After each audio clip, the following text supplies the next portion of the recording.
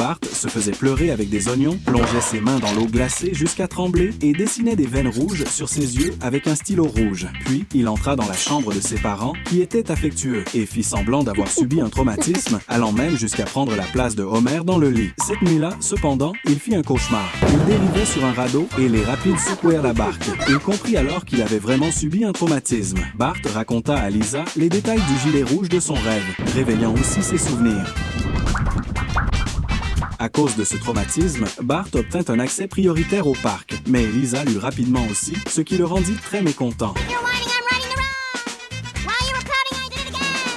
La famille se rendit sur le lieu de l'événement, le camp d'été de Curtis, devenu depuis un hôtel thermal. Lisa retrouva le petit chalet dont elle se souvenait. Ils entrèrent discrètement et découvrirent que l'intérieur était rempli de gilets de sauvetage rouge. Soudain, les souvenirs de Bart revinrent. Autrefois, lui et un autre enfant fuirent sur un radeau, mais les rapides le firent chavirer. Bart et Lisa refirent surface et regagnèrent le radeau, mais le garçon ne réapparut jamais. À ce moment-là, Curtis apparut. Les enfants lui racontèrent tout et il les accompagna pour demander de l'aide au personnel de l'hôtel. Le gardien semblait connaître la vérité et les emmena retrouver le garçon. En réalité, un adulte de petite taille. Après le chavirement, il avait retiré son gilet et nagé sous l'eau pour s'éloigner. En apprenant cela, Bart éclata en larmes et son traumatisme se défit enfin.